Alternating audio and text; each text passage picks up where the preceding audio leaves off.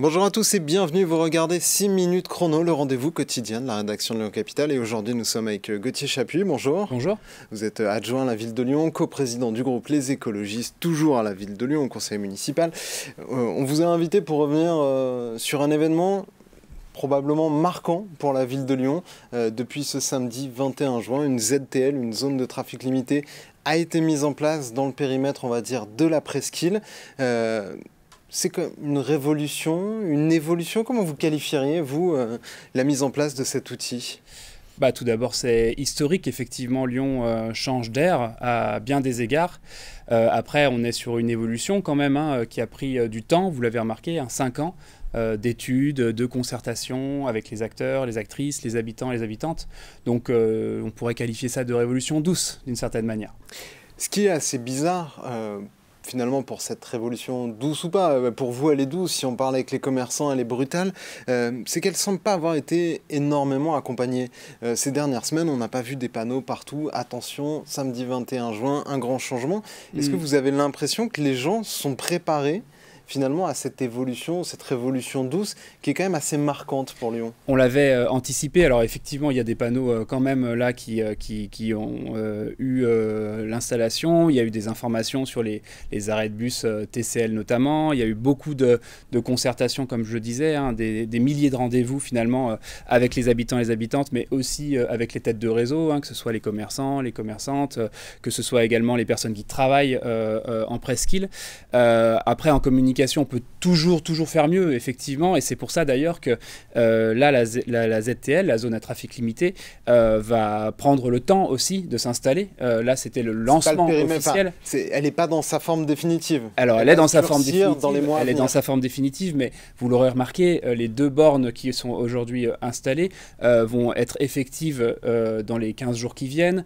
Les autres bornes vont également s'installer progressivement, parce que le but, effectivement, c'est que tout se passe bien et que finalement, les personnes qui auraient pu rater l'information, l'aient là dans les semaines, les mois à venir, et que tout se déroule, on va dire, de manière fluide sur cette presqu'île. La lisser dans le temps, dans les 2-3 mois qui viennent, c'est un choix assumé ou c'est finalement une bourde que vous arrivez, parce que vous êtes en retard, parce qu'il y a eu beaucoup de travaux, vous arrivez finalement à présenter de manière habile? C'est complètement assumé, puis c'est notre méthode, la lisser dans le temps, là, de la rendre effective, mais comme je le disais en introduction, c'est aussi 5 ans de travail, finalement, dans un temps de mandat, c'est excessivement long, mais c'est un temps qu'on a souhaité, que l'on a voulu, parce que derrière, il y avait un enjeu à faire en sorte que tout se passe bien, encore une fois. Il y avait l'ambition de cette presqu'île pour rendre son cadre de vie, et puis surtout pour la rendre encore plus en sécurité pour celles et ceux qui l'utilisent en majorité, c'est-à-dire les piétons et les piétonnes, puisque 80% de la presqu'île, les personnes qui s'y déplacent, sont à pied. Malgré cela, il fallait prendre le temps pour analyser, étudier les transports en commun, les habitudes. Il y a effectivement une mini-ville dans cette presqu'île qu'il fallait respecter, et ce temps-là des 5 ans l'a permis, et là le temps de développement le permet encore, et je peux déjà vous l'annoncer qu'il y aura sûrement des temps après d'études, d'analyse. Retravailler à la marge. C'est pour ça notamment qu'on a mis en place un comité sur les personnes qui peuvent ou pas avoir accès. On a listé un certain nombre d'accès, notamment quand les bornes sont relevées, donc le temps de l'après-midi et de la journée en tant que telle, puisque je rappelle, le temps du matin, c'est un temps de logistique où on peut venir livrer en presqu'île, et le reste du temps, c'est un temps où les bornes sont montées et où on est vraiment en zone piétonne. Mais tout cela va s'accompagner avec ce comité pour voir si effectivement tout se passe pour le mieux. Est-ce que vous avez l'impression que les gens se sont déjà emparés de la piétonisation?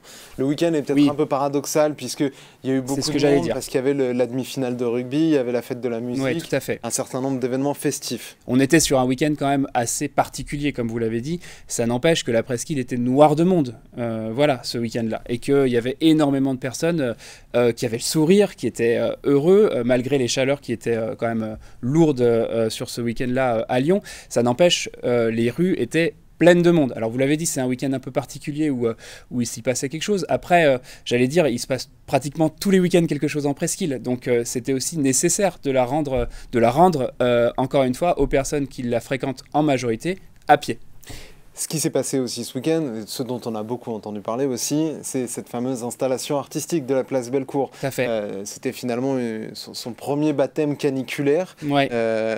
Thomas Rudigos, par exemple, chef de file Renaissance pour les municipales, disait c'est un échec total, il fait chaud mais il n'y a personne dessous. Vous, les écologistes, vous continuez de soutenir ça. Est-ce que vous avez l'impression qu'elle fait ses preuves, cette installation artistique, qui n'est pas totalement encore bouclée? Moi, je vais vous faire une confidence. Depuis que la première partie est installée, puisque vous aurez compris que sur la partie ouest, il y a encore les 2/3 qui sont encore en cours d'installation. Puis il va venir après les pulvérisateurs d'eau qui vont venir donner cet élément de fraîcheur en plus de l'ombrage. J'y passe en fait à Bellecour, je fais le détour exprès quand je suis sur le chemin pour voir, pour me rendre compte. Et ce que j'observe, c'est qu'en fait toutes les assises sont tout le temps pleines, voilà, et que les gens sont à Lyon et profitent. C'était l'ambition de cette installation artistique monumentale, c'était de faire en sorte que la place soit réutilisée et qu'on arrête de courir en diagonale à toute vitesse parce qu'il fait plus de 40 degrés et que cette place en fait elle n'est agréable pour personne. Et donc c'est ça l'installation, c'est faire en sorte qu'on retrouve des usages, de l'ombrage, de la fraîcheur.